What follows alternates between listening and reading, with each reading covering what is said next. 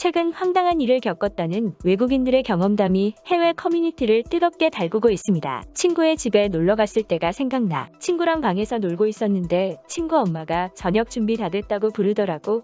나는 당연히 같이 먹는 줄 알고 있었지만 친구는 나에게 자기 가족들이 식사하는 동안 방에서 기다리라고 했어. 집을 찾은 손님인 자신을 방에 남겨두고 가족들끼리만 식사를 했다는 해당 경험담은 한 외국인이 스웨덴에서 겪은 일이라고 하는데요. 해당 글을 본 네티즌들은 처음엔 개인주의적이고 특이한 한 가족의 일이라고 받아들였지만 얼마 되지 않아 나도 스웨덴에서 당했다는 비슷한 경험담들이 올라오기 시작하면서 스웨덴에서 손님을 대접하는 방식에 대한 비판 여론이 일파만파로 생겨나기 시작했고 우리나라를 포함한 전 세계 언론에서도 이를 보도할 만큼 큰 논쟁으로 이어지기 시작했습니다. 어릴 때 친구네 집에 가서 햄버거를 먹었는데 걔네 엄마가 나한테 영수증 주면서 먹은 만큼 돈을 내라고 했었어요. 그 친구는 저희 집에서 매번 무료로 대접받았었고 제가 한부모 가정으로 형편이 어려웠던 것을 알고 있었는데도 말이죠 등 스웨덴에서 겪은 수많은 경험담들이 쏟아져 나오기 시작했죠. 이에 스웨덴인들은 남의 아이를 굶긴다는 부정적인 이미지가 씌워지는가 하면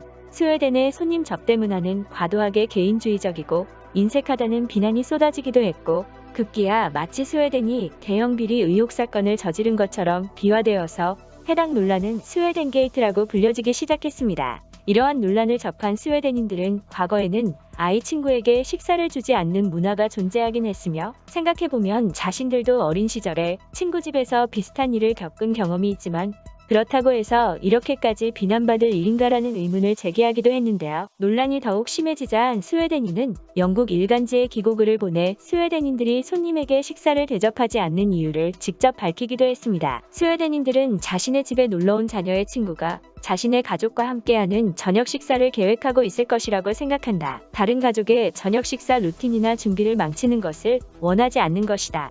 다시 말해 스웨덴에서는 저녁 식사 시간을 가족과 함께 보내는 중요한 시간이라고 여기고 그래서 놀러온 자녀의 친구도 당연히 가족과 시간을 보낼 것이라고 생각해 밥을 안 준다는 것인데요. 이외에도 각종 언론사들을 통해 주장된 스웨덴인들이 식사를 대접하지 않는 이유에는 스웨덴에서는 미리 일주일치 식사 재료를 준비하기 때문에 미리 초대한 손님은 당연히 대접하지만 어린이들이 즉흥적으로 집에 놀러오는 경우는 대접하지 못한다거나 스웨덴 전통 음식은 나눠 먹기가 어렵다는 것들이 있었죠. 하지만 이러한 설명과 문화 차이를 호소해도 이미 충격을 받은 외국인들을 납득시키지는 못했습니다. 우리나라 국민들 역시 놀러온 아이까지 굶기는 것을 이해하기 힘들다는 반응을 보였는데요. 특히 끼니를 챙기는 것을 중요시하는 한국인들의 특성상 한국에서의 반응은 더욱 좋지 못했고 이에 주한 스웨덴 대사관에서는 논란에 대한 입장을 밝히기까지 했죠. 그리고 한국인들이 밥을 얼마나 중요시 여기는지에 대한 유명한 일화도 해당 논란과 함께 네티즌들 사이에서 알려지고 있는데요.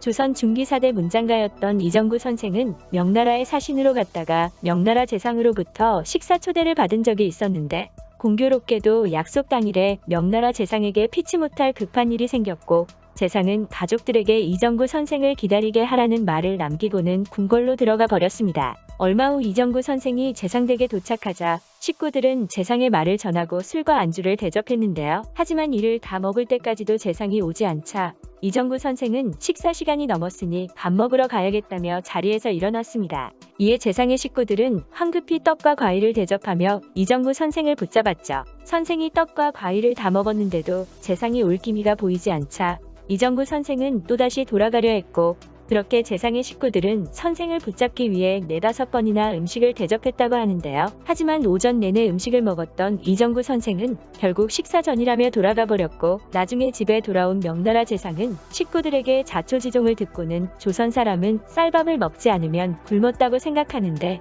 이를 미리 말하는 것을 잊었구나라고 뉘우쳤다고 합니다. 이처럼 끼니를 챙기는 것을 중요시하는 한국인들이 스웨덴의 대접 논란에 대해 부정적인 반응을 보이자 주한 스웨덴 대사관에서는 음식을 나누는 스웨덴 문화를 소개하며 적극 해명에 나섰는데요. 주한 스웨덴 대사관은 공식 인스타그램을 통해 스웨덴 게이트는 스웨덴 사람들과의 피카 경험이 없어 나온 말이 아닐까 싶다며 피카는 가족이나 지인들과 커피, 디저트를 나누고 즐기는 문화라고 소개했죠. 한편 스웨덴의 손님 대접 문화에 대한 논란이 전 세계적으로 지속되자 세계 국가들 중 손님 대접을 잘하는 국가와 그렇지 않은 국가를 표시한 지도도 화제가 되고 있는데요. 그중에서 정문화로 잘 알려져 있는 우리나라는 스웨덴과는 정반대로 손님 대접과 인심이 훌륭하다는 호평을 받고 있습니다. 한국에서는 옛날부터 이웃 간의 음식이나 반찬을 나눠 먹거나 부모가 바쁜 경우 아이들이 이웃이나 친구 집에 가서 밥을 먹는 경우가 많았을 정도로 꼭 집을 찾은 손님이 아니더라도 식사를 대접하는 문화가 있는데요.